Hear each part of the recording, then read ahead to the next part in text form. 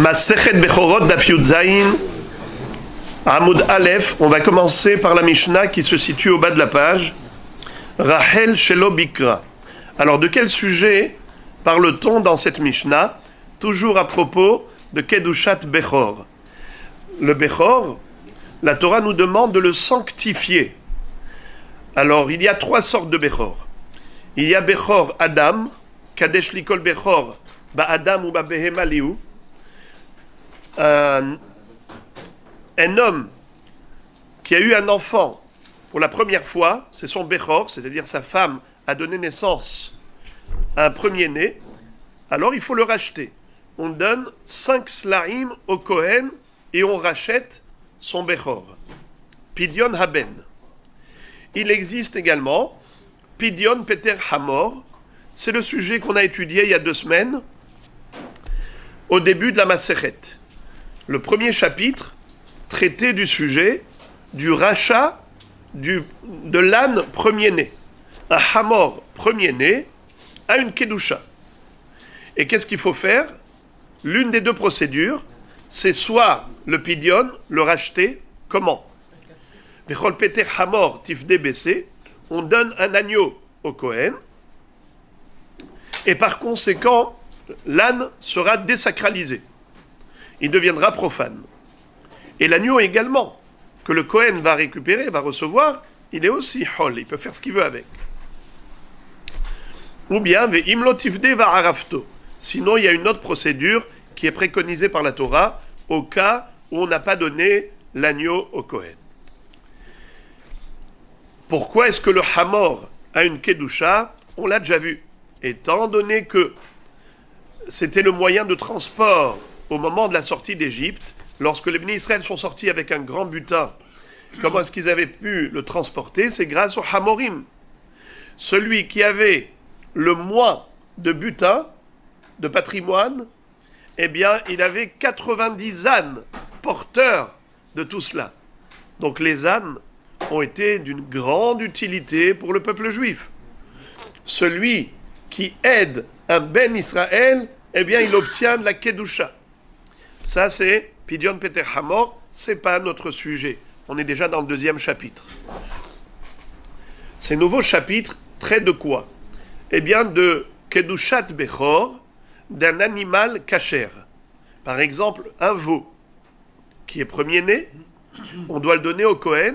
Le Kohen en fait un korban. Il va au Beth Amikdash, et là-bas, on le sacrifie. Après le sacrifice, il récupère la viande qu'il va manger à Yerushalayim.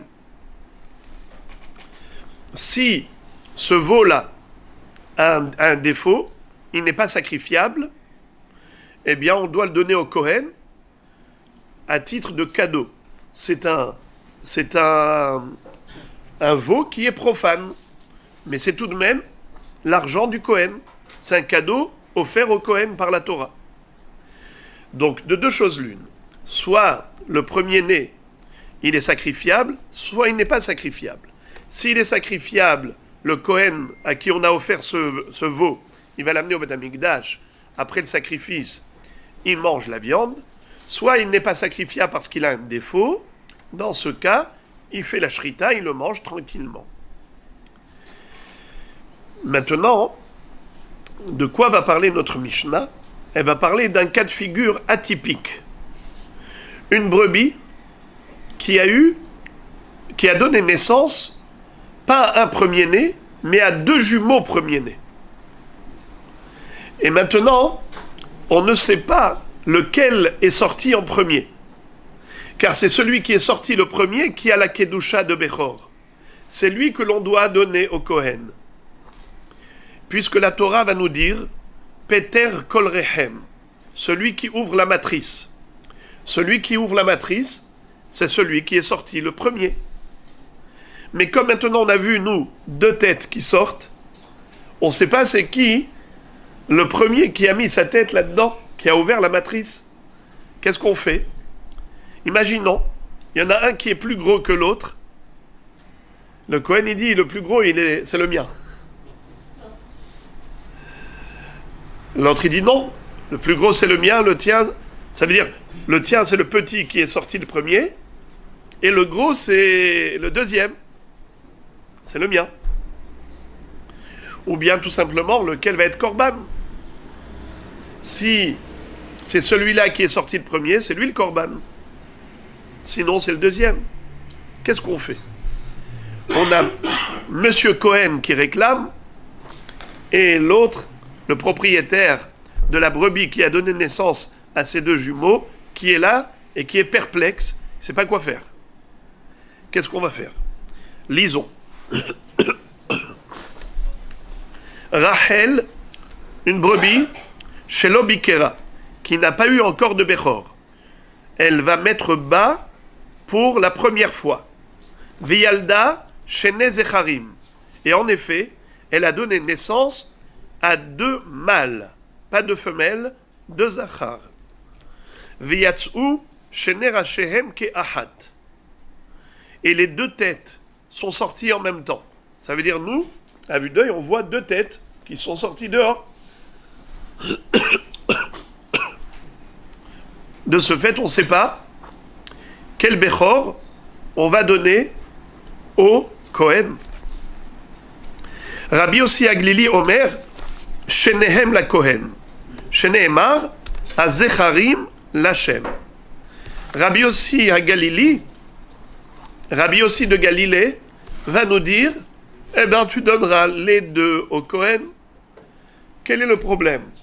Tu vois deux têtes qui sont sorties du ventre de la mère, eh bien, ce sont deux jumeaux qui sont nés en même temps. On a deux premiers-nés, tu les donnes tous les deux au Kohen. D'ailleurs, si tu observes, tu remarqueras que dans l'un des psukim qui parle de la mitzvah de Kadesh Likol Bechor, on retrouve une fois où la Torah a employé le terme de Zachar au pluriel, Zecharim, les mâles, pas des femelles, des mâles. Elle a dit comme ça, Vechol Peter Sheger Behema Asheri Yelecha Hazecharim Lachem. C'est quoi Zecharim? Les mâles. Donc si on dit Zecharim, c'est au pluriel, il faut bien trouver un cas de figure. Si la Torah a parlé au pluriel, il faut trouver un cas de figure de pluriel. Comment est-ce possible d'avoir un premier-né au pluriel?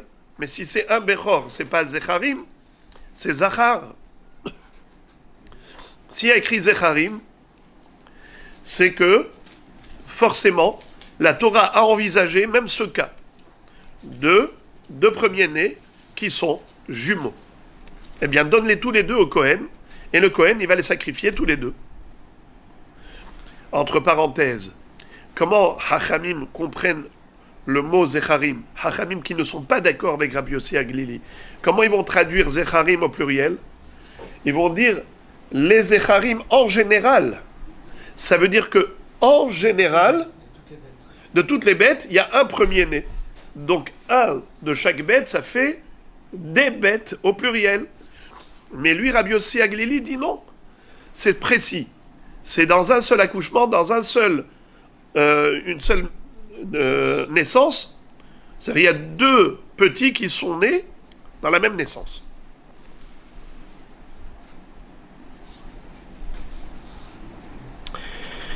Hachamim omrim iefshar letzamtzem. Hachamim disent non, ce n'est pas possible qu'on ait deux animaux, deux premiers-nés qui sont sortis de manière totalement parallèle, ex aequo, bediouk, à la même fraction de seconde. Les deux têtes sont sorties en même temps, ce n'est pas possible. Iefshar letzamtzem. Il y a forcément un premier-né et un cadet dans ces deux jumeaux. Seulement, on ne sait pas lequel. On ne sait pas lequel est-ce. Alors, qu'est-ce qu'on fait? Et là, Ehad lo, ve Ehad la Kohen. Qu'est-ce qu'il faut faire? Il y en a un qu'on donnera au Kohen et l'autre que l'on donnera au Israël. L'aîné au Kohen, le cadet au Israël. Mais on ne sait pas c'est qui l'aîné, on ne sait pas c'est qui le cadet. C'est quoi ça, cette solution? Rabbi Tarfon Omer, à Kohen, Borerlo et à Yafé. Rabbi Akiva Omer, Meshamenin benehem. והשני יראה עד שיסתאב, וחייב במתנות. ורבי יוסי poter. Qu'est-ce que ça veut dire? Répétons. Selon Rabbi Yossi, on avait vu, on donne les deux au Kohen. Selon Hachamim, on ne donne qu'un seul. Mais lequel? Alors regardez comment est-ce qu'on fait. D'après Rabbi Tarfon, on donne à Kohen Borer Lo et Yafé. On donne le meilleur au Kohen. Pourquoi? Rabbi Tarfon pense que le meilleur, ça veut dire le plus fort, le plus grand. C'est lui certainement qui avait plus de force pour pousser, pour passer le premier. La logique veut que la loi du plus fort agit déjà dans le ventre, déjà dans la matrice. C'est qui sort le premier? Vers le plus fort. C'est comme ça, Yaakov. Et de ce fait, on considère que certainement, quand tu as ces deux têtes qui se trouvent devant toi, tu ne sais pas c'est qui est sorti le premier. Regarde, s'il y en a un qui fait 2 kg 400 et l'autre il fait 2 kg 500, c'est 2 kg 500 qui est plus fort, qui a dû sortir le premier. Notni metayafé la Kohen. Rabbi Akiva Omer, Meshamenin benehem. Rabbi Akiva dit non, au contraire. Tu donnes le plus petit au Kohen. Pourquoi? Pourquoi tu donnes le plus petit au Kohen? Parce que nous avons une règle.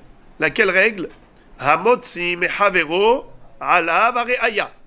Celui qui veut soutirer de l'argent de l'autre, c'est au soutireur d'amener une preuve qu'on lui doit. Il y a une discussion entre toi et moi. Toi, tu me réclames de l'argent. Moi, je te dis, je t'en dois pas. Qui doit amener une preuve? Est-ce que c'est moi qui dois amener une preuve que je te dois pas? Ou bien c'est toi qui réclame, qui doit amener une preuve comme quoi je te dois? Eh bien, évidemment, c'est celui qui veut soutirer l'argent à l'autre qui doit amener une preuve. Hamotzi mehavero alav areaya. Ici, qui est-ce qui est considéré motzi, qui veut soutirer de l'argent à l'autre? C'est le Kohen. Le Kohen, c'est lui qui veut soutirer ce veau, cet agneau, premier-né au Israël. Alors, qu'est-ce que tu prétends? Que le plus gros, c'est le tien? Moi, je dis que le plus gros, c'est le mien. Toi, tu as une preuve? Tu n'as pas de preuve. Moi non plus. De ce fait, moi, c'est moi qui est détenteur.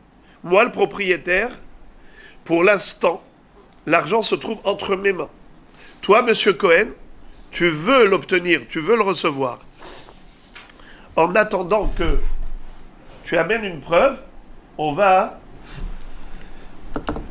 En attendant, c'est moi qui garde l'argent. Ça veut dire c'est moi qui prends le grand et toi tu prends le petit. Ça c'est l'opinion de qui? Rabbi Akiva. D'accord. Rabotaï, il y a ici deux aspects, deux dimensions. Il y a l'aspect société, il y a l'aspect vis-à-vis d'Akadosh Baruch Hu, vis-à-vis de l'autre, vis-à-vis de Dieu. Le Bechor, il a une double dimension. Il est sacré et Dieu l'a donné cadeau au Kohen. Prenons un exemple. Un agneau qui est parfait, qu'est-ce qu'il est? On le donne au Kohen et après, il le sacrifie. Pourquoi? Parce qu'il est sacré. On le donne au Kohen, mais il est sacré. Comme il est sacré, il faut faire un korban pour l'offrir à Dieu. Et ensuite, qu'est-ce que Akadosh Baruch Hu dit? Monsieur Cohen, prends-le, mange-le. Donc il y a ici deux appartenances. Vis-à-vis du ciel, sacrifié. Vis-à-vis du Cohen, celui qui mange. Mais s'il y a un défaut dans la bête, dans le premier-né, il n'est pas sacrifiable. Qu'est-ce qui reste? La deuxième dimension. Laquelle? Appartenance au Cohen. D'accord? Alors maintenant, on nous dit comme ça. Le Cohen et le Israël sont en discussion. Qui est-ce qui a le dessus? Qui a le dessus? C'est le Israël. Parce que c'est lui le détenteur du bien. C'est lui qui le détient entre ses mains pour l'instant. Et c'est le Kohen qui veut lui soutirer. Alors on dit, monsieur Kohen, t'as pas de preuve, c'est lui qui va prendre le gros. D'accord? C'est comme ça que Rabbi Akiva raisonne. Hamotzi mehavero, ala vareaya. Tu as le petit, tu as le grand, laisse le grand chez le Israël. Et le petit sera pris par le Kohen. Parce que le Kohen n'a pas de preuve, que le grand lui appartient. Ça, c'est bien par rapport à un conflit qu'il y a entre deux hommes. Mais ici, il y a aussi la dimension de sainteté. Étant donné que cette bête, c'est un korban, donc il y a aussi la question vis-à-vis d'Hachem. Il n'y a pas que vis-à-vis du Kohen, il y a vis-à-vis d'Hachem. Comment le Israël, propriétaire, va pouvoir dormir tranquille la nuit? Mais il sait que peut-être, celui qu'il a gardé chez lui, c'est celui-là le korban. Peut-être. Alors c'est vrai que Kohen, en tant que soutireur d'argent, il ne peut pas te soutirer le grand, parce qu'il n'a pas de preuve. Mais vis-à-vis d'Akadosh Baruch Hu, comment tu t'en sors?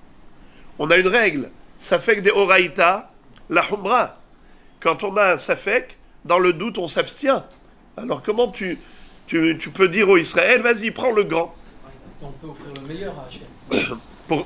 Et en plus, alors, c'est pour ça que là, on va trouver une deuxième échappatoire. Vis-à-vis du Kohen, on lui dit, tu veux me soutirer, t'as pas de preuve. Je te donne le petit. T'as pas de preuve que le grand t'appartient. Le grand, je le garde. Oui, mais vis-à-vis d'Akadosh Baruch Hu, qu'est-ce que je fais? Irae ha'cheistaev. Qu'est-ce que ça veut dire? Irae ha'cheistaev. Traduction. On l'envoie au pâturage jusqu'à ce qu'il subisse un défaut. C'est-à-dire que le gros qui est resté chez le Israël, il est peut-être korban. Et s'il est peut-être korban, tu ne peux pas dormir tranquille. Alors tu sais ce que tu vas faire. Il y a une ruse, une astuce. Laquelle astuce? Envoyez-le au pâturage. Et là-bas, qu'est-ce qui va se passer? Le grand veau ou le grand mouton, quand il va aller à droite, à gauche, il va gambader par-ci, par-là. Et du coup, par exemple, il y avait un grillage. Il s'est pris la tête dans le grillage. Là-bas, il y a eu des barbelés qui lui ont déchiqueté la paupière. Eh bien, maintenant, il a un moum. Maintenant qu'il a un défaut, il n'est plus sacrifiable. Il n'est plus sacrifiable. Alors maintenant, on n'a plus de rapport avec le Beth Amikdash. La question n'est plus que entre deux hommes qui ont un conflit d'ordre pécuniaire, financier. Eh bien, on revient à la règle. Hamotzi mehavero, ala vareaya. Celui qui veut soutirer l'argent de l'autre, à lui d'apporter une preuve. Puisque le Kohen n'a pas de preuve que le gros est sorti le premier, alors il doit se contenter du petit. Et le Israël pourra manger tranquillement le grand. Pourquoi il pourra manger tranquillement le grand? Car la Kedusha de Korban a disparu par le défaut, à cause du défaut qu'a subi la bête. Le problème d'argent que peut-être il le doit au Kohen, le Kohen n'a aucune preuve, donc il garde, il lui donne le petit, tout va bien dans le meilleur des mondes. Ça, c'est ce que Rabbi Akiva disait, Meshamenim benehem. Shuman, shamen. Le shamen, le gros, le grand, est gardé par le propriétaire et il lui donne que le petit. Vehayav bematanot. Qu'est-ce que ça veut dire hayav bematanot? C'est que le Israël, propriétaire, quand il va faire la shchita, pour le manger, il faut qu'il donne tout de même au Kohen les matanot, les cadeaux, zéroa, les hayayim et keva. La pâte, les mâchoires, les joues et l'appareil digestif.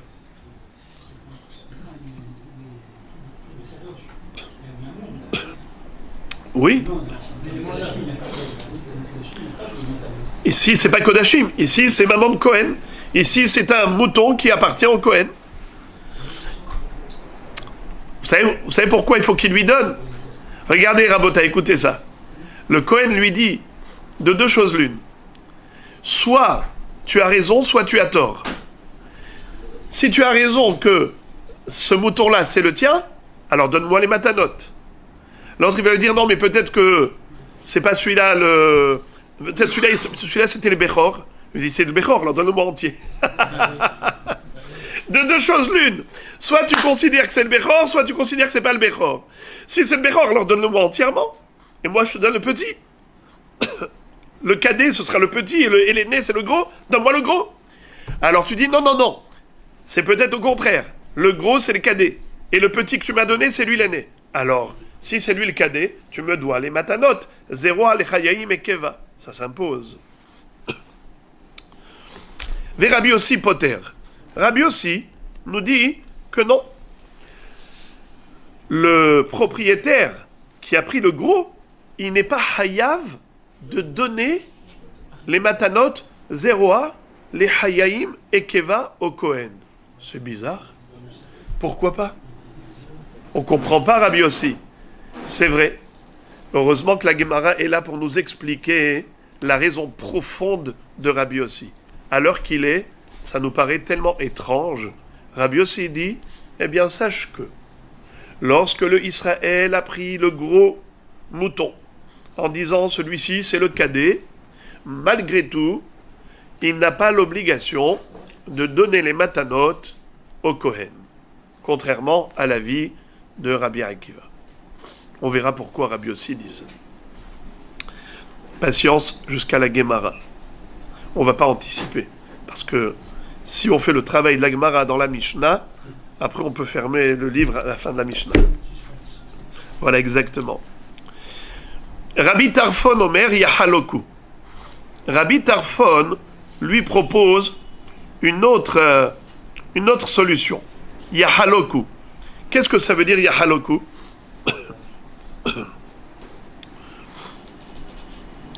Écoutez la beauté de la proposition de Rabbi Tarfon. Rabbi Tarfon dit, ici, on a un conflit entre le Kohen et le Israël. Chacun veut tirer de son côté la couverture. Il veut dire que le plus gros lui revient. On ne sait pas qui dit vrai. Alors Rabbi Akiva dit à Motzi Mehavero alav ra'aya. Mais Rabbi Tarfon, il va dire comme Sumchus. Mamon amutal besafek holkim. Lorsqu'on a un safek à propos de l'argent, qu'est-ce qu'on fait? Moitié-moitié. Yahaloku. Imaginons par exemple, le gros mouton, il coûte 1000 shekels. Le petit, le cadet, celui que le Israël prétend que c'est le cadet, celui que le Israël prétend que c'est l'aîné, il fait 800 shekels. Celui qui est le plus gros, il fait 1000 shekels. Alors le Israël dit, je voudrais prendre le 1000. Et toi, tu prends les 800, c'est lui l'aîné. C'est le petit qui est l'aîné. L'autre, le Kohen, il dit, mais non, peut-être c'est le contraire. L'aîné, c'est les 1000 shekels. Le petit de 800, c'est un cadet, c'est pour toi. On ne sait plus quoi faire. Qu'est-ce qu'on fait? Yahaloku. Je divise 1000 en deux et je divise 800 en deux. Vous savez que chacun, combien il va toucher? 900. Au lieu de que l'un prenne 1000 et l'autre prenne 800, alors on va vendre les deux et on va faire Hetzi Hetzi. On va vendre les deux et on va faire Hetzi Hetzi. C'est-à-dire que, comment? C'est ça la question. Comment est-ce qu'on va vendre celui qui est Bechor? Il va falloir attendre, comme a dit Rabbi Akiva, il faut l'envoyer au pâturage jusqu'à ce qu'il y ait un moum, et là, on partage. D'accord? En tout cas, le problème, il est d'ordre financier, et lorsqu'on a un safek de ce type, qu'est-ce qu'on fait? On coupe la poire en deux. Toi, tu veux les 1000, et tu prétends que les 800 c'est à l'autre, et l'autre il dit que non, les 1000 c'est à lui, et les 800 sont à l'autre, il n'y a pas de problème. On prend les 1800 divisé par deux, 900 chacun. Ça ne perd pas de la valeur parce que le moum en question, c'est un moum insignifiant. Comme j'ai dit tout à l'heure, petite lèvre coupée, une paupière déchirée, c'est pas des défauts. Pour manger de la viande, ça ne gêne personne. Pour tirer la charrue, ça ne gêne personne. Très bien. Rabbi Tarfon Omer Yahaloku. Excusez-moi. Chayav bematanot Rabbi Yossi poter. Met echad mehem. Met echad mehem, dans le cas où il y en a un qui est mort. Rabbi Tarfon Omer Yahaloku.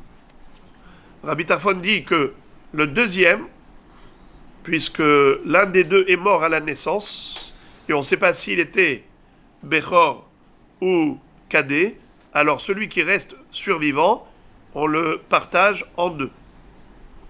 Rabbi Akiva Omer Hamotzi Mechavero Alav Areaya.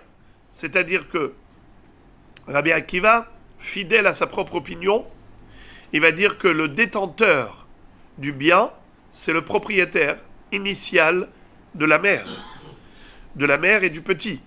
C'est le propriétaire qui est le détenteur. Puisque le Kohen n'a pas de preuve que celui qui est mort, c'est le cadet, car il se peut que ce soit le Bechor qui est mort, de ce fait, il doit laisser l'autre entièrement chez le Israël. Alors répétons, Rabbi Tarfon, qu'est-ce qu'il dit? Yachaloku, comme Sumchus. Rabbi Akiva, qu'est-ce qu'il dit? Ça reste chez le propriétaire Israël. Parce que Hamotzi Mechavero Alav Areaya. Celui qui veut soutirer de l'argent à l'autre, à lui d'apporter une preuve. Puisque le Kohen n'a pas de preuve que celui qui est mort, c'est le cadet, et que celui qui est survivant, c'est l'aîné, car il se peut que c'est le contraire. L'aîné est mort, et le survivant, c'est le cadet. Puisqu'il n'a pas de preuve, ça reste là où c'est. Où est-ce que ça se trouve? Chez le propriétaire, ça restera chez lui. Enfin, dernier cas de figure de la Mishnah. Zachar ou Nekeva, en kan la kohen klum. Quel est le din si jamais les jumeaux qui sont nés, c'était pas deux mâles, c'était un mâle et une femelle. Un mâle et une femelle. Alors vous savez qu'il n'y a pas de din de Bechor pour la femelle. Le petit, s'il est Zachar, on le donne au Kohen. Là, il y a le Kedusha de Korban et tout. Mais si le petit est une femelle, alors dans ce cas-là, il n'y a rien à donner au Kohen. Il n'y a pas de Kedusha de Bechor. Maintenant qu'on a deux jumeaux, et on se pose la question déjà, c'est deux têtes. Laquelle tête est sortie? Droite ou gauche? Mais en plus, maintenant on a une des deux qui est femelle. Donc se rajoute au Safek un deuxième Safek. Ça veut dire que Bichlal Yachol Yot, que c'était la femelle. C'est pas le petit et le grand, lequel on va donner grand ou petit. Ici, il est possible qu'on ne donne rien du tout, car si c'est la femelle, il n'y a rien à donner. Ni grand ni petit. Alors regardez, dans ce cas, qu'est-ce que nous disons? On ne donne rien au Kohen.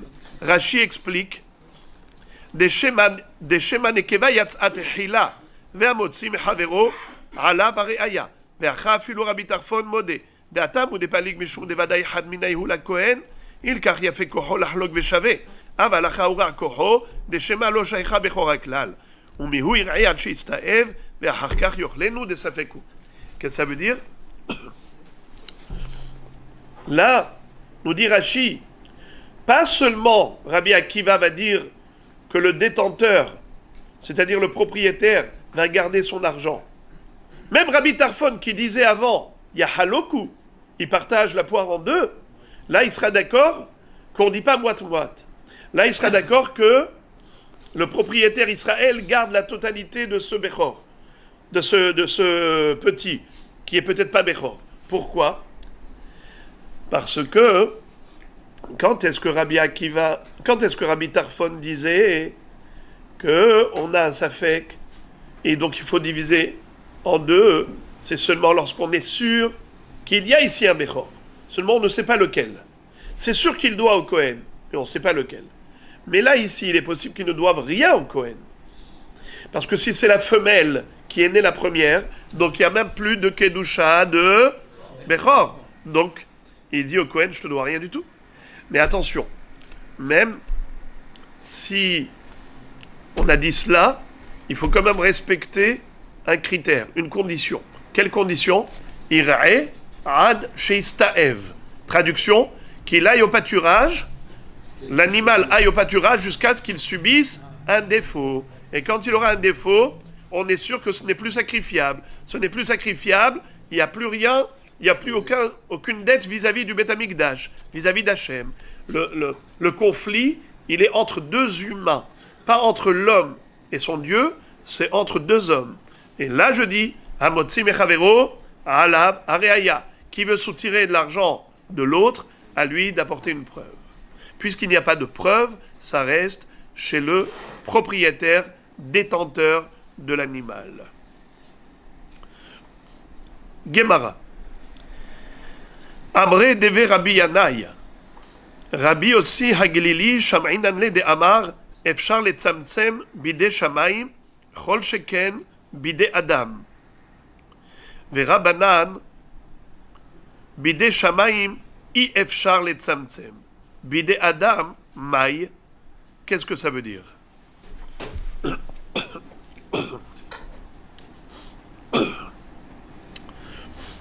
Reprenez s'il vous plaît le début de la Mishnah.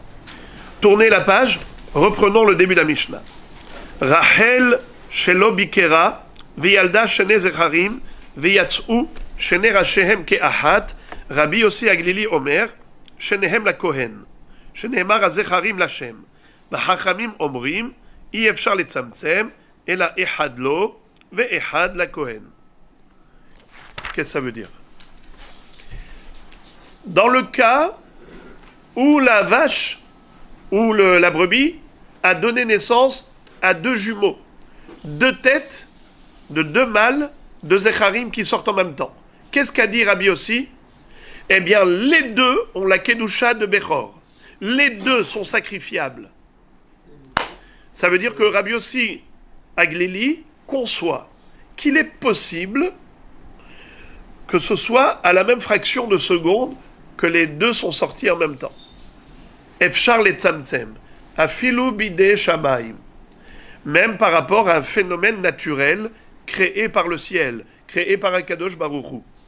Ça veut dire qu'Akadosh Baruch Hu n'a pas forcément d'objectif, de volonté à ce que les deux ils sortent en même temps. Il n'y a aucune volonté de la part d'Akadosh Baruch Hu à ce que les deux sortent en même temps. Malgré tout, si ce phénomène est apparu, on le considère comme tel. On le considère comme une réalité possible. Il est possible que deux jumeaux sortent en même temps à égalité parfaite. C'est quelque chose de plausible. Alors que, si c'est bidé Adam, si un homme cherche à faire sortir deux choses en même temps, là, au contraire, il y a plus de probabilité que ça arrive. Pourquoi? Parce que nous disons, chez l'homme, s'il veut obtenir quelque chose, eh bien, il s'en donne les moyens pour arriver à son objectif. Je m'explique. Moi, je trace une ligne entre deux moitiés. Est-ce que ma ligne, elle n'est pas trop basse, elle n'est pas trop haute? Est-ce qu'elle est vraiment au milieu? Oui.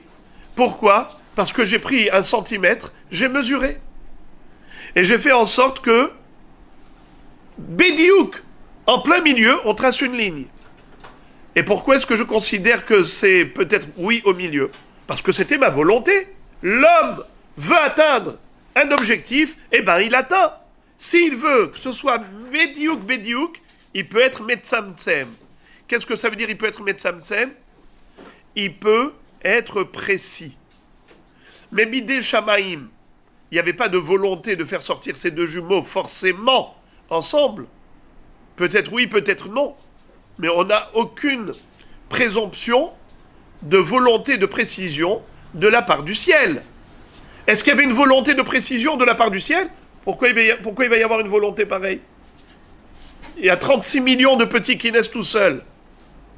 Ou bien même des jumeaux et qui sortent un après l'autre. Pourquoi je vais croire qu'une fois, il y avait une volonté que ça sorte en même temps? Il n'y a aucune raison d'imaginer une chose pareille.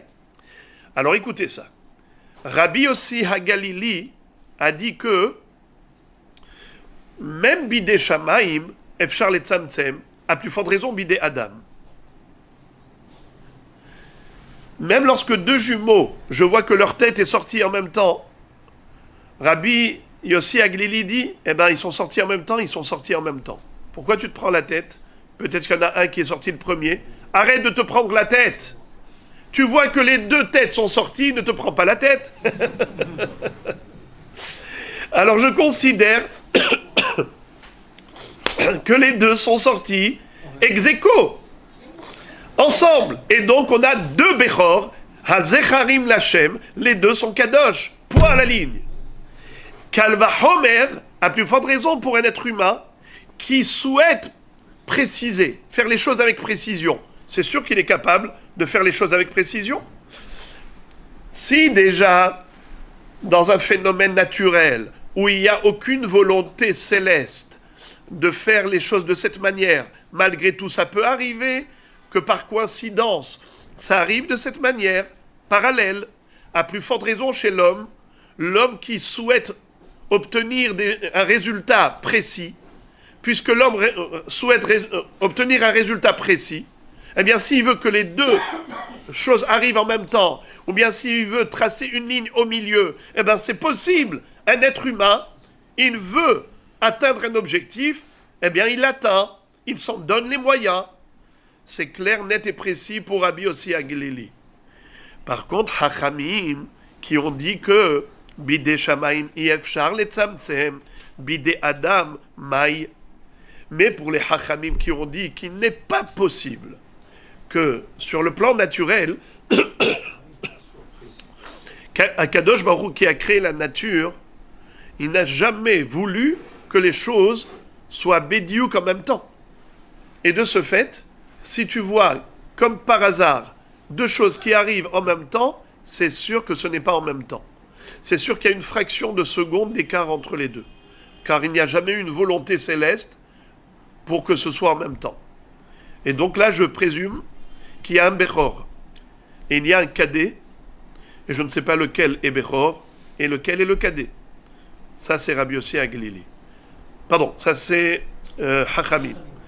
Mais d'après Hachamim, qui ont dit ça par rapport aux phénomènes naturels, qui sont d'ordre céleste, que diraient-ils, les Hachamim, par rapport à un ouvrage humain? Un être humain qui souhaite faire deux choses en même temps, ou bien veut quelque chose de précis juste au milieu. Est-ce qu'il en a les capacités? Est-ce qu'un être humain est à même de faire les choses avec une telle précision qu'il n'y a aucun écart par rapport à ce qu'il souhaite obtenir comme résultat? Est-ce qu'un homme en a les capacités, oui ou non? Pour Rabbi Yossi Aglili, on a dit oui. Si déjà pour des phénomènes naturels qu'on appelle célestes, c'est oui, à plus forte raison pour un ouvrage humain qui est voulu avec précision. C'est sûr il peut être précis.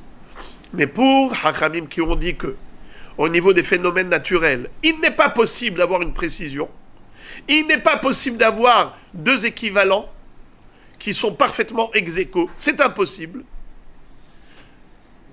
Qu'en dirait-il d'un ouvrage humain?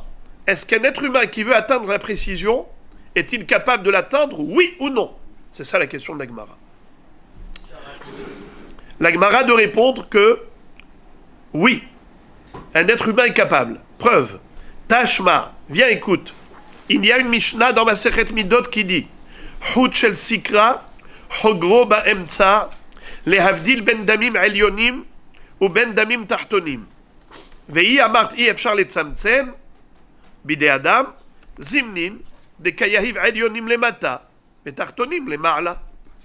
Quelle est la preuve que la Gemara va nous citer pour démontrer qu'un être humain a les capacités d'atteindre la précision? Preuve, c'est que, vous le savez, dans le Beth Amikdash, le culte sacrificiel était constitué de plusieurs opérations. D'abord, on faisait la shrita à la bête. Après, le Kohen allait prendre un kéli pour recueillir le sang qui giclait de la shrita. Ensuite, il allait marcher avec ce kéli qui contenait le sang de la bête, et il allait procéder à ce qu'on appelle l'aspersion du sang. Zrikat Adam. Alors je répète, shechita, one. Kabbalat Adam, 2. Hilluch Adam, 3. Zrikat Adam, 4. Donc, Zrikat Adam. Il y a maintenant différents korbanot.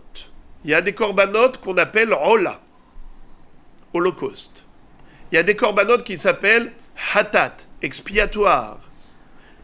N'est-ce pas? Alors, quelle est la différence entre la Zrikat Adam d'un korban Ola et la Zrikat Adam d'un korban Hatat? Eh bien, Ola les ma'ala, Hatat les mata. Qu'est-ce que ça veut dire? Dans les angles du misbéach, de l'autel, là où le Kohen allait asperger le misbéach avec ce sang, il allait donc éjecter le sang qu'il avait dans le kéli à l'angle, aux angles du misbéach. Parfois c'était en haut, parfois c'était en bas. Qu'est-ce qu'on appelle le haut, qu'est-ce qu'on appelle le bas? Le misbéach mesurait 10 coudées de hauteur. Le yesod faisait une ama, 50 cm, une ama, une coudée. Ensuite, on avait 5 coudées de hauteur pour arriver au sovève. Et ensuite, 3 coudées pour arriver à la surface du misbéach, là où il y avait le bûcher. Et ensuite, une coudée supplémentaire pour les angles. 3 plus 5 plus... Pardon. 1 plus 5 plus 3 plus 1 égale 10. Donc le sommet du misbéach était 10 coudées. La moitié, c'est 5.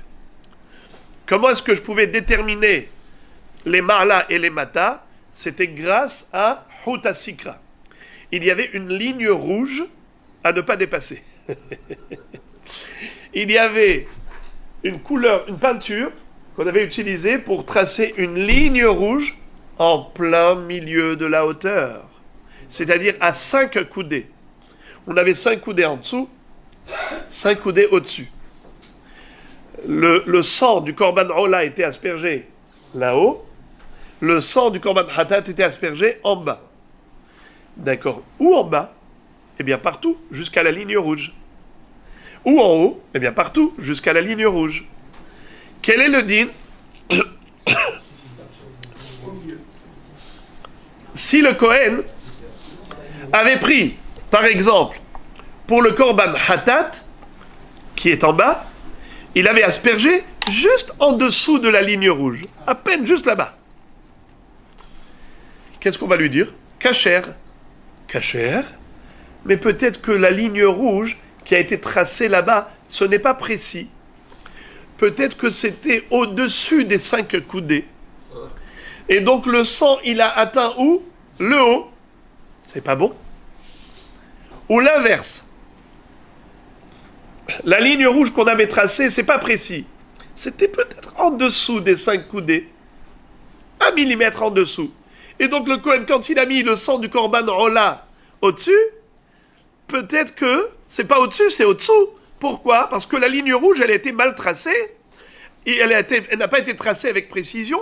On croit qu'elle est au milieu, comme ça à vue d'œil. Mais en réalité, avec un œil électronique, tu aurais pu voir qu'il y a peut-être un manque de précision.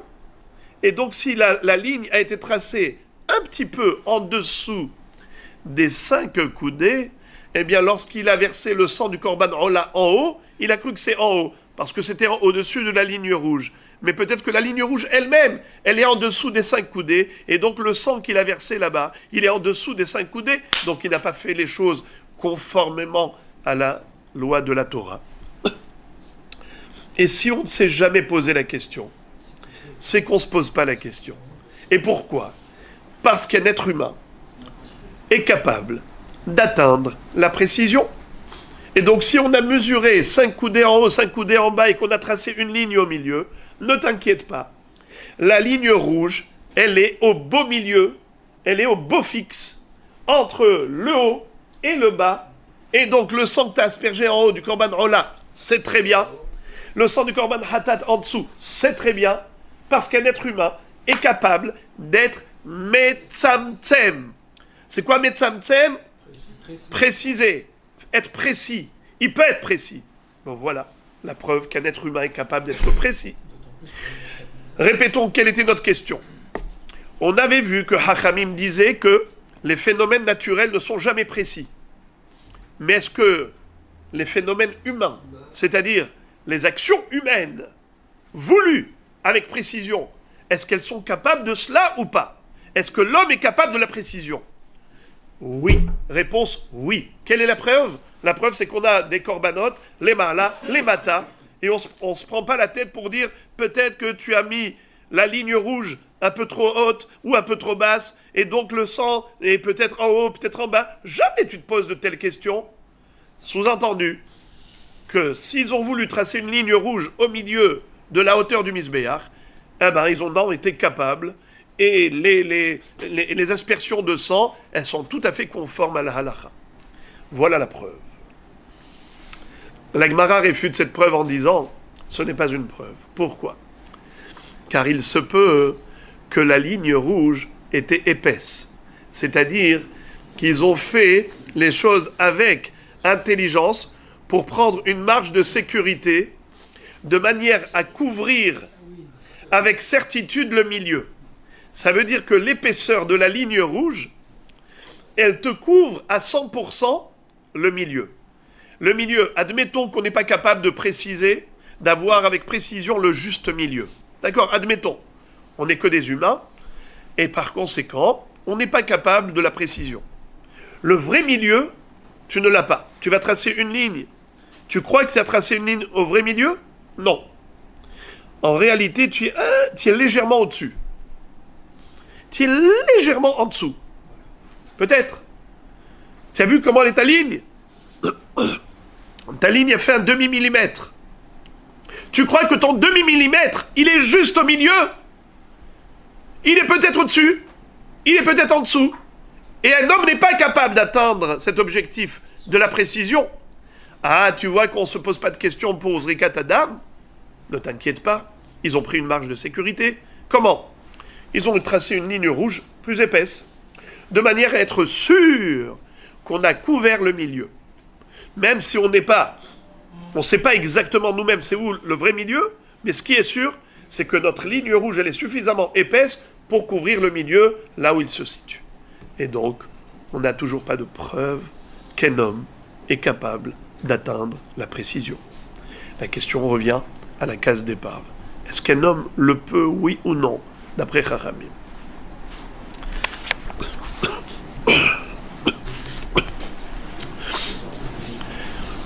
Où est-ce qu'elle est cette réfutation? Elle est là. Demeravahba porta. On a élargi un petit peu la ligne rouge.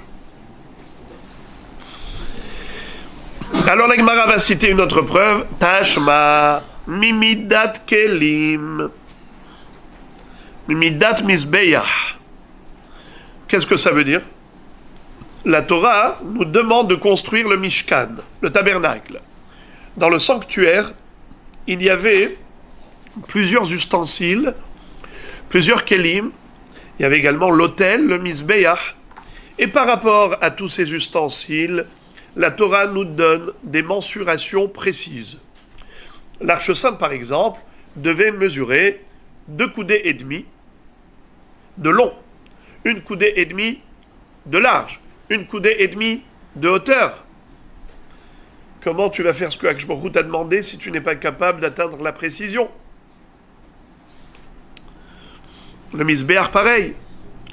Alors les amis, la Gemara amène de là une preuve.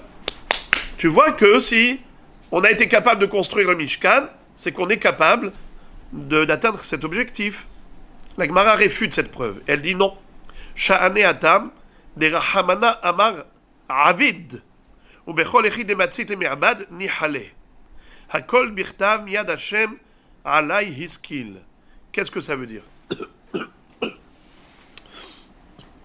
Il se peut que, dans l'absolu, la précision est impossible.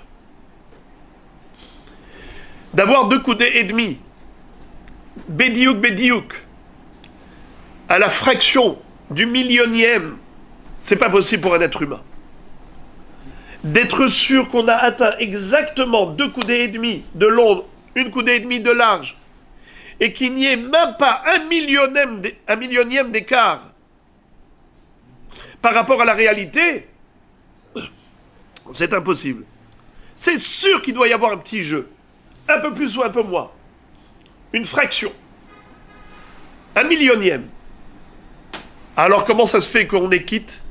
Pourtant, Dieu nous a demandé 2 coudées et demi, pas avec un millionième de plus. Réponse, la Torah a été donnée à des humains. La Torah n'a pas été donnée à des anges. Et donc, Akadosh Baruch Hu, lorsqu'il nous demande de construire un Mishkan avec des ustensiles qui avaient des mensurations bien précises, évidemment, c'est qu'il compte sur ce qu'on est capable de faire. Non pas qu'on va atteindre la perfection, car la perfection n'est pas de ce monde. En effet, un être humain n'est pas capable d'atteindre la perfection. C'est toujours de l'à peu près du grosso modo, mais c'est suffisant pour Dieu, parce que c'est ce que tu es capable de faire. Et Akadosh Baruch Hu n'exige pas de l'homme l'impossible. S'il t'a demandé de faire quelque chose, il t'a demandé de faire ce que tu peux. Le minimum qu'on attend de toi, c'est le maximum que tu peux faire. Mais évidemment, tu n'es pas capable d'atteindre la perfection dans ce monde. Donc on n'a toujours pas de preuve qu'en effet l'être humain est capable d'atteindre la précision. On n'a toujours pas de preuve. On est revenu à la case départ, à savoir, est-ce que oui ou non, Efshar, letzamtzem, est-ce qu'on peut être précis? La Gemara continue en essayant de déduire une nouvelle preuve de l'enseignement suivant. C'est une baraïta. Amar Avkatina Tashema. Viens, écoute. Hilekol ishnaim vehem shavim shenehem temeim lefi shei efshar letzamtzem. Là maintenant la Gemara va démontrer le contraire. Jusqu'à présent, on a essayé de prouver que l'homme est capable d'atteindre la précision s'il souhaite vraiment cet objectif. Et on a réfuté à chaque fois. Maintenant, on va amener une preuve qu'au contraire, l'être humain ne peut pas atteindre la précision. Preuve.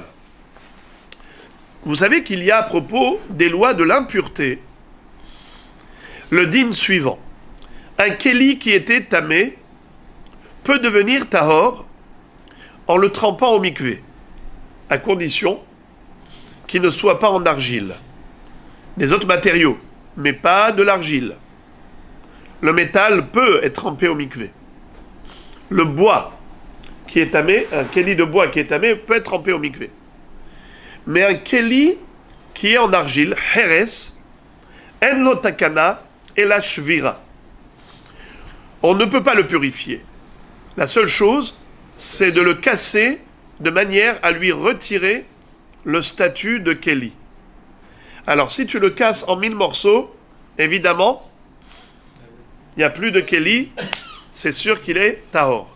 Après ça, tu fais ce que tu veux avec ces débris n'ont plus d'impureté. Comment ce kéli était devenu impur? Par exemple, il était au contact d'un mort, ou d'un reptile mort, n'est-ce pas? Maintenant, question. Quel est le din si ce kéli-là, en argile, ce tonneau, j'ai pris une scie et je l'ai coupée en deux. J'ai pris une scie et je l'ai coupée en deux. Zzzz. J'ai 2 moitiés. Normalement, 2 moitiés, ça s'appelle... Non, excusez-moi. J'aurais dû commencer par le début. Si j'ai pris une scie et j'ai coupé la minorité du kéli, par exemple, j'ai la jarre, d'accord, elle est entière, je prends la scie, je coupe en haut. Zzzz. J'ai la moitié. Ou bien, j'ai coupé la minorité. J'ai coupé une minorité du kéli. J'ai pas coupé la moitié-moitié. J'ai coupé qu'une minorité. Donc j'ai maintenant 2 parties. J'ai la majorité et la minorité du kéli. Est-ce que ce kéli est tahor? La minorité, oui. La majorité, non.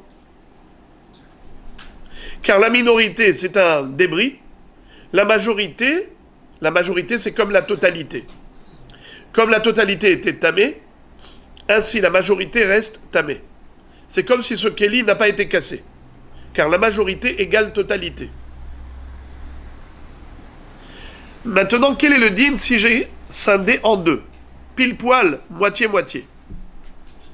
Alors je n'ai plus de majorité.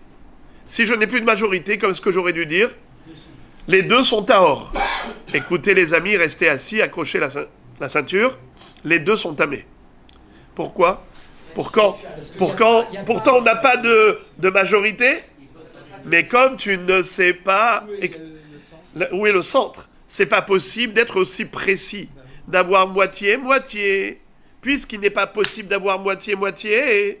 Donc, il y a forcément une majorité et une minorité.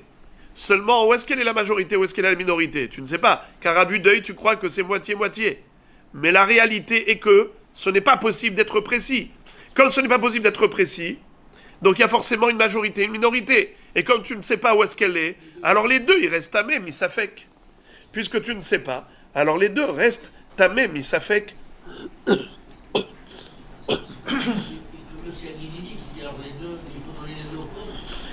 La question se pose d'après Chachamim, pas d'après Rabbi Yossi Aglili. D'après Chachamim qui ont dit que Mina Shamaim, Bidei Shamaim, c'est possible d'être Metzamtzem. Bidei Shamaim, ce n'est pas possible d'être Metzamtzem. Mais qu'en est-il Bidei Adam? Eh bien, de là, on doit déduire que ce n'est pas possible pour un être humain d'être précis. La preuve, c'est qu'on a dit que les deux sont tamés, alors qu'on aurait dû dire que les deux sont tahor, puisque dans deux moitiés, on a la majorité nulle part. Pour que ça reste tamé, il faut que la partie majoritaire reste majoritaire. Mais quand on a moitié-moitié, on n'a plus de majorité. Si on n'a plus de majorité, ça doit être tahor. Alors pourquoi tu dis les deux tamés? Tu dis les deux tamés parce que tu ne sais pas où est la majorité. C'est sûr qu'il y en a une. Parce qu'un homme n'est pas capable d'atteindre le centre, le milieu, avec précision. La Gemara dit, ce n'est pas une preuve que l'homme ne peut pas atteindre la précision. Il se peut qu'en général, l'homme est capable d'atteindre la précision, mais un kéli en argile, c'est très spécial, parce que c'est poreux.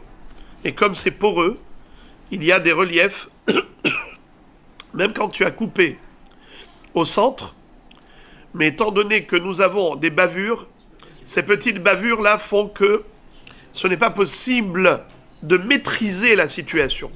C'est pas que tu ne peux pas atteindre le milieu, tu atteins le milieu, mais malgré toi, il y a des bavures. Donc un kéli héres, un kéli en argile, voilà pourquoi on a dit qu'il reste tamé, parce qu'il n'est pas possible d'avoir le vrai milieu, le juste milieu, au niveau du kéli héres, parce qu'il est poreux. Et donc il y a forcément soit des encoches d'un côté, soit des bavures de l'autre, et donc tu as forcément un côté qui est majoritaire par rapport à l'autre, et comme tu ne sais pas lequel est-ce, alors misafek, dans le doute, on s'abstient, et on considère que les deux sont tamés. Si on pèse, ça c'est une très bonne idée. Et si on pèse, vous entendez la question de Rabbi Shalom. Et si on pèse, alors peser, il a raison. Si on met au milieu, et c'est Bédiouk la même chose, alors qu'est-ce que je vais lui répondre? Hein? Elle est forte sa question. Si je mettais des deux côtés, j'ai deux assiettes de la balance, et je mets au milieu, et je vois l'aiguille qui est juste au milieu. Alors je vais vous donner une réponse plus simple. Je vais vous dire une réponse plus simple. Bravo. C'est-à-dire que ce n'est pas une question de poids de la matière, c'est une question de contenu. C'est-à-dire au niveau du réceptacle, du creux.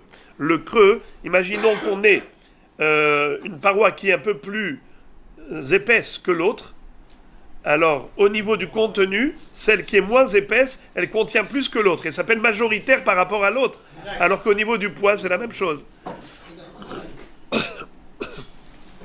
Bekitsour, maintenant que on n'a plus de preuves, La question est toujours à la case départ, à savoir que est-ce que l'être humain est capable d'être précis ou pas. Alors on va essayer de citer encore une source, une référence. Tashma. Il y a une Mishnah dans Masechet Sota, Daf Memhe, qui dit la chose suivante. Nimtza mechuvan ben shete ayarot, shetehen meviot, shete aiglot. Divrei Rabbi Eliezer. Maïtama. Lav mishum de kasavar bide adam efshar letzamtzem. Vekerova, vafilu kerovot. Qu'est-ce que ça veut dire? Tout le monde sait qu'à la fin de Parashat Shoftim, la Torah nous enseigne une halakha très spéciale. Si jamais on a trouvé le cadavre d'un être humain assassiné et on ne connaît pas l'auteur du crime, on ne sait pas qui a tué cet homme, alors le Sanhedrin devait venir mesurer la distance qu'il y a entre le cadavre et les villes voisines. Et la ville la plus proche du défunt va devoir apporter une jeune génisse, une Aigla Arufa. C'est-à-dire que des ékénimes de cette ville vont devoir apporter une jeune génisse, l'apporter dans Nahal Etan. Qu'est-ce que c'est que Nahal Etan? Alors la traduction simple, c'est un champ qui est encore vierge, qui n'a pas été travaillé, comme pour dire cet homme a été tué alors qu'on ne l'a pas laissé encore produire des fruits, alors qu'il était encore vierge. On lui a coupé le fil de la vie. Également, on amène une jeune génisse qui n'a pas eu encore le temps de mettre bas, de donner naissance à une progéniture. Ainsi, cet homme a été cruellement assassiné. Ensuite, le Beddin vont devoir rompre la nuque de cette jeune génisse en disant voilà ce qu'a subi ce pauvre monsieur qui a été assassiné et tué prématurément. Ça veut dire qu'il est mort prématurément. Et ensuite, ils allaient se laver les mains et faire une déclaration devant Akadosh Baruch Hu en disant ce n'est pas nous qui avons tué cet homme, c'est-à-dire on n'est pas coupable ni responsable de son crime parce que cet homme, s'il était passé chez nous, on ne l'aurait jamais abandonné sans accompagnement et sans lui donner des provisions alimentaires pour survivre. Et donc, Akadosh Baruch Hu ne nous impute pas cette faute. Pardonne-nous. Cette procédure était réalisée par la ville la plus proche. Comment connaît-on la proximité avec le défunt par rapport à la mesure? La prise de mesure par le Sanhedrin. Mais maintenant, si nous avons deux villes ex aequo, deux villes qui se trouvent à égale distance du défunt, qu'est-ce qu'il fallait faire dans ce cas? Relisons. Nimtza mechuvan ben shete ayarot, shetehen meviot shete aiglot, divrei Rabbi Eliezer. Rabbi Eliezer nous dit qu'en l'occurrence, dans un cas pareil, il va falloir que les deux villes apportent une jeune génisse pour cette procédure. La Gemara se demande, Maïtama de Rabbi Eliezer, pourquoi Rabbi Eliezer dit qu'il faut que les deux villes apportent une jeune génisse? Lav mishum de kasavar bide adam efshar letzamtzem kerova vafilu kerovot. Qu'est-ce que ça veut dire? Ici, Rabbi Eliezer nous dit que les deux sont considérés comme proches. Et qu'en réalité, d'après la Torah, quand on nous dit Ve'aita ira kerova le halal, la ville la plus proche.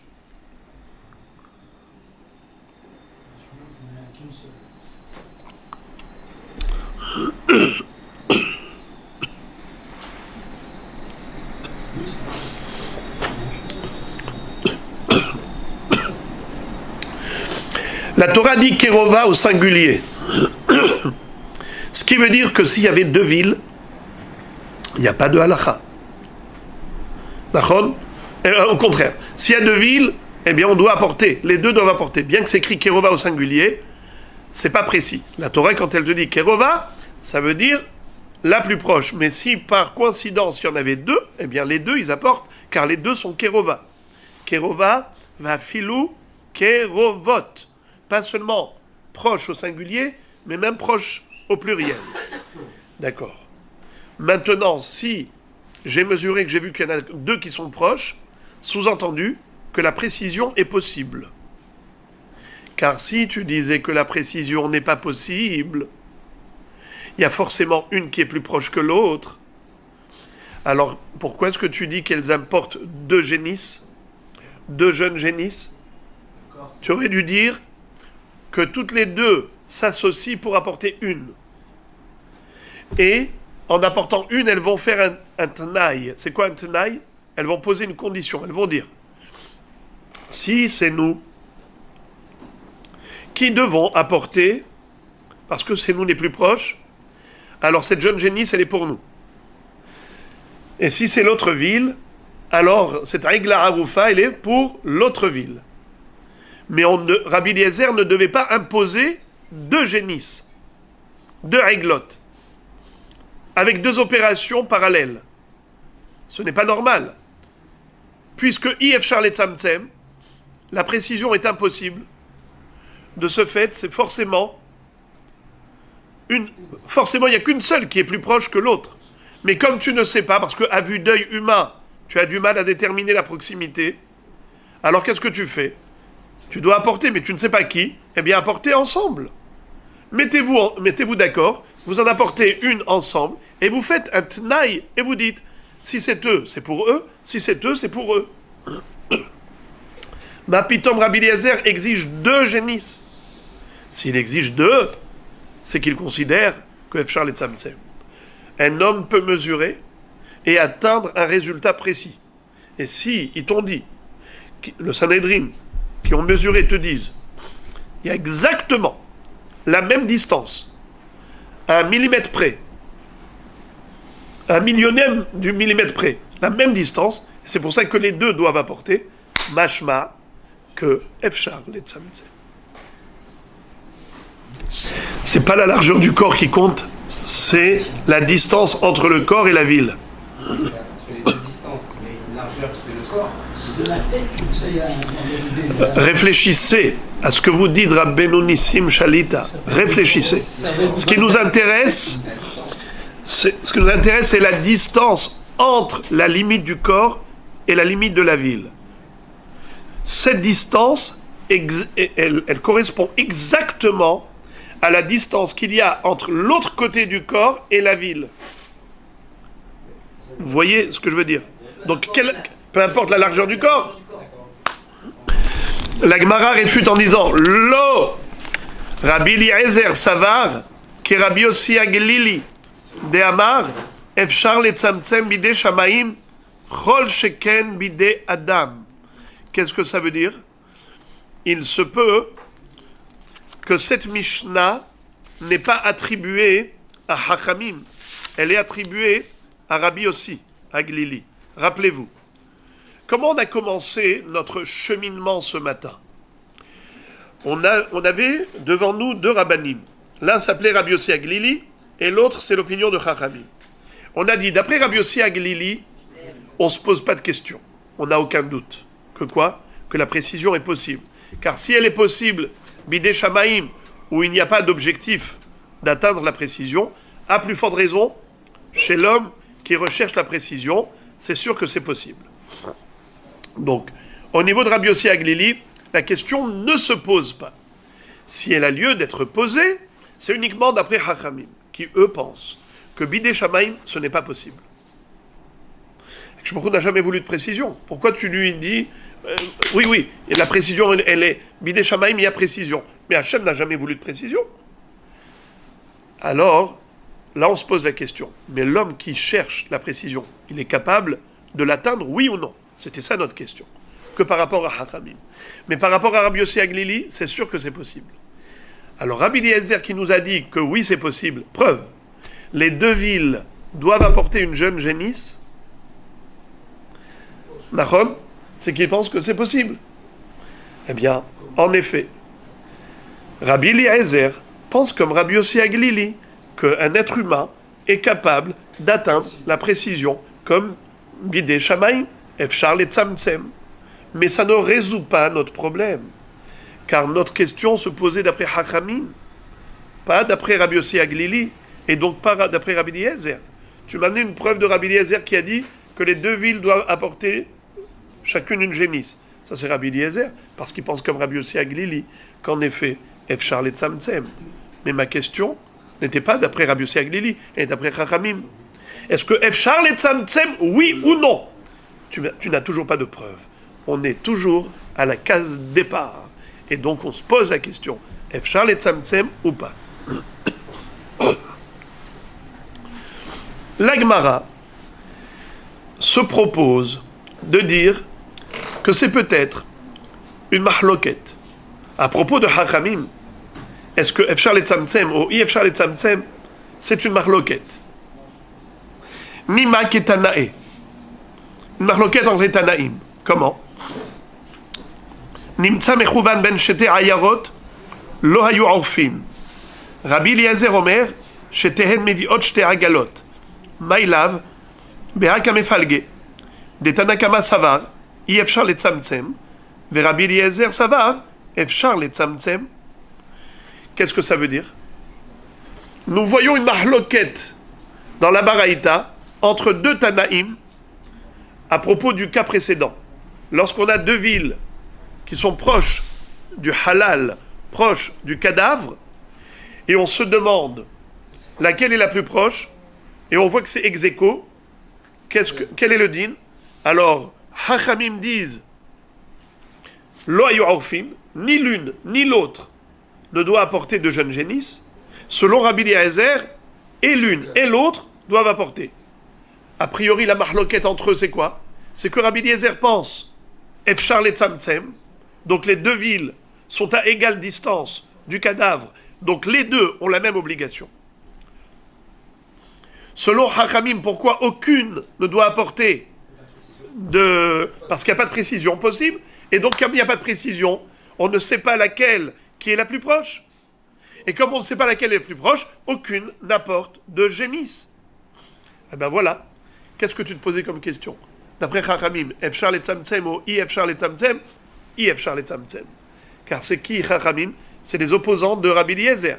Et qu'est-ce qu'ils ont dit? Zéro génisse. Ce qui veut dire que, pour quelle raison ils disent zéro? Parce qu'ils disent qu'il n'y a pas de précision possible. Efshar le Tzamtzem.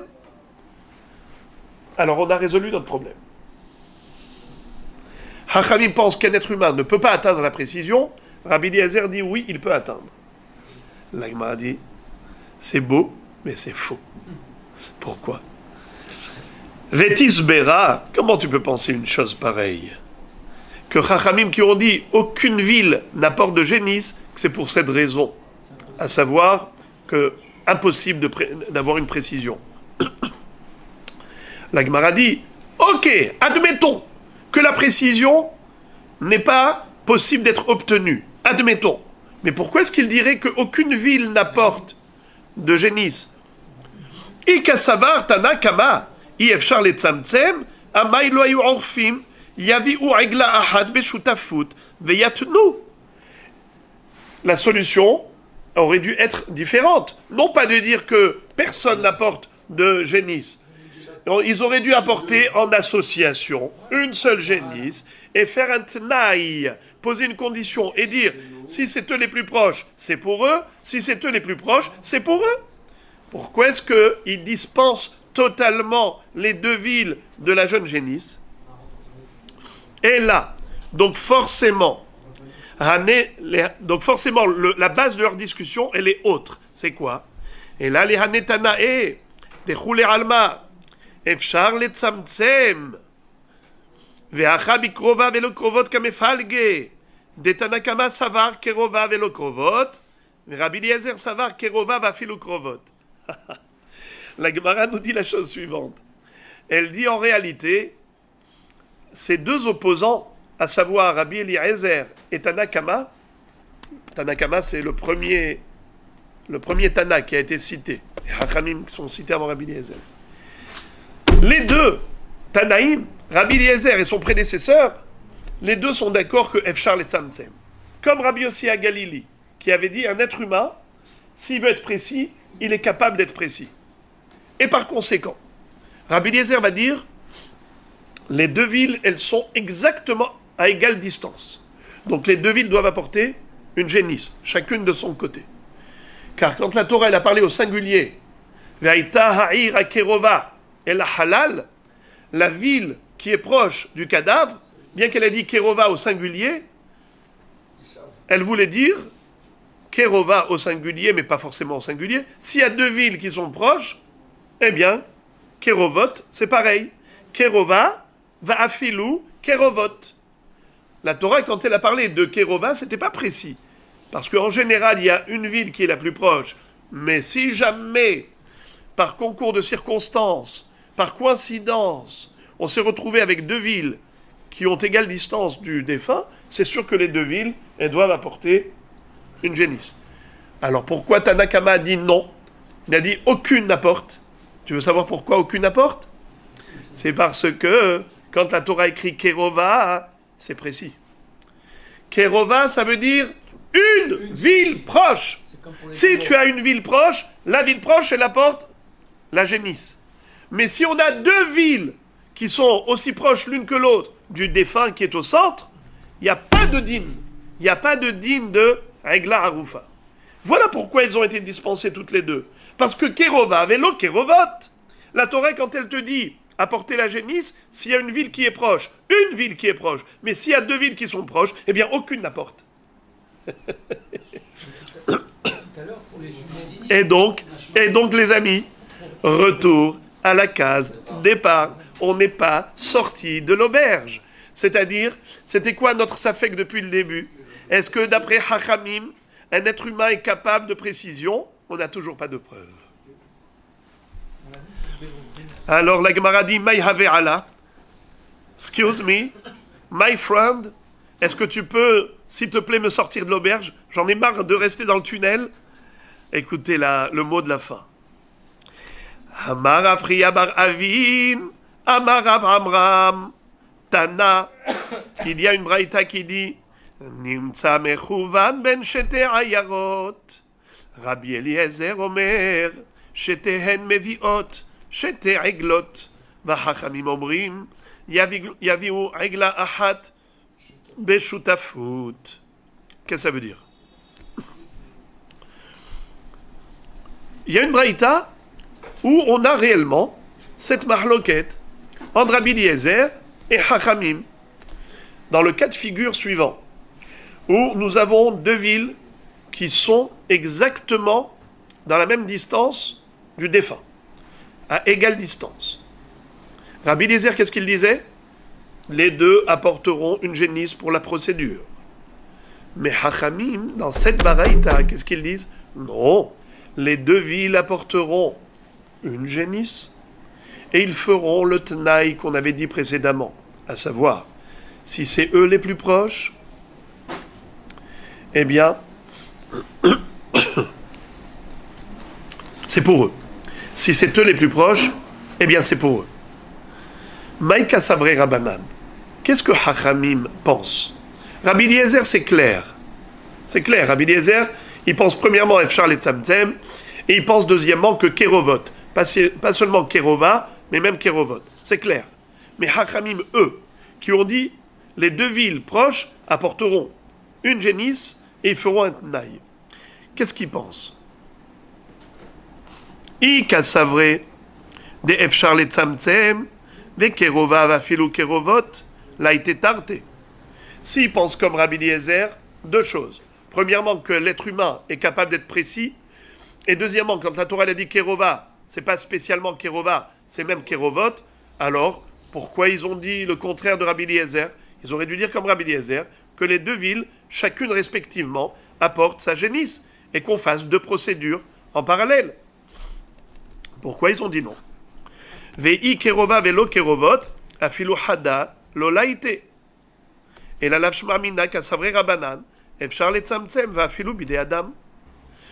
Et si la Torah a dit que Ve'i kerova, velo kerovot, afilu hada, lo laïté. Qu'est-ce que ça veut dire? Si c'est possible d'être metzamtzem, comme Rabbi Eliezer a dit, Rabbi Yossi Aglili a dit aussi que c'est possible qu'un être humain atteigne la précision, et qu'on a ici deux villes qui sont parallèles, avec exactitude, avec précision, et que Kerova, Velo Kerovot, seulement le problème c'est qu'elles sont deux, et quand la Torah a dit qu'il faut apporter une génisse, c'est seulement s'il y a une seule ville, mais quand il y en a deux, alors aucune n'apporte. Alors pourquoi est-ce qu'ils ont dit qu'ils apportent en association et ils font le tenaï? Il fallait qu'aucune n'apporte. Comme dans la baraïta précédente, où on avait vu le Tanakama qui disait aucune n'apporte. Pourquoi? Kerova, Velo Kerovot. Bien qu'elles sont à égale distance, mais comme elles sont deux, la halakha est que c'est une seule ville qui doit apporter. Si vous êtes deux, eh bien aucune n'apporte. Pourquoi est-ce qu'ici les Chachamim ont dit on apporte? Et la Vadda, et que Chachamim, qu'est-ce qu'ils pensent? Kasavre Rabanan, I efshar le tzamtzem, va filubide Adam, shmamina. Qu'est-ce que ça veut dire? De là, nous avons une preuve tranchante que Chachamim pense qu'un être humain n'est pas capable d'atteindre la précision. Écoutez jusqu'au bout, écoutez jusqu'au bout. Un être humain n'est pas capable d'atteindre la précision. Pourquoi? Parce que s'il était capable d'atteindre la précision, alors de deux choses l'une. Soit il pense que Kerova va filou Kerovot, alors dans ce cas-là, il devrait dire comme Rabbi Eliezer que les deux apportent. Soit il pense que Kerova velo Kerovot, alors aucune ne devrait apporter. Pourquoi est-ce qu'ici ils apportent ensemble en association et ils font le tnaï? Si c'est elle qui est plus proche, c'est pour elle. Si c'est elle qui est plus proche, c'est pour elle. Mais les deux sont proches avec exactitude. Alors aucune ne doit apporter. Si tu vois qu'on apporte en association et on fait le tenaï, c'est qu'ils ne sont pas sûrs. Et pourquoi ils ne sont pas sûrs? Parce qu'ils ne peuvent pas être sûrs. Parce que même si c'est à égale distance à vue d'œil humain, dans la réalité physique, c'est impossible. Dans la réalité physique, il n'est pas possible que l'homme atteigne la certitude de précision. Même si à vue d'œil, ça lui paraît pareil, mais en réalité, il y a un millionième d'écart entre les deux proximités. Et même ce millionième d'écart, ça s'appelle qu'il n'y a pas de précision. C'est-à-dire qu'il y en a une qui est plus proche de l'autre. Et si il y en a une qui est plus proche que l'autre, c'est laquelle qui apporte? Celle qui est plus proche. Alors comment on fait pour s'en sortir? On apporte tous les deux en association et on fait le tnaï. On ne sait pas laquelle qui est plus proche. À vue d'œil, ça paraît être égal. Mais dans la réalité, on le sait, que l'être humain ne peut pas savoir avec précision où est le milieu, où est le vrai milieu, le beau milieu. Donc de ce fait, puisqu'on ne sait pas, alors qu'est-ce qu'on fait? On fait al-tnaï. Si c'est eux, les plus proches, c'est pour eux. Si c'est eux, c'est pour eux. Et donc on a atteint notre souhait, c'est-à-dire à savoir qu'est-ce que pense Chachamim, efshar le tzamtzem ou i efshar le tzamtzem, réponse i efshar le tzamtzem d'après Chachamim. Il n'y a que Rabbi Eliezer et Rabbi Yossi Aglili qui pensent que efshar le tzamtzem.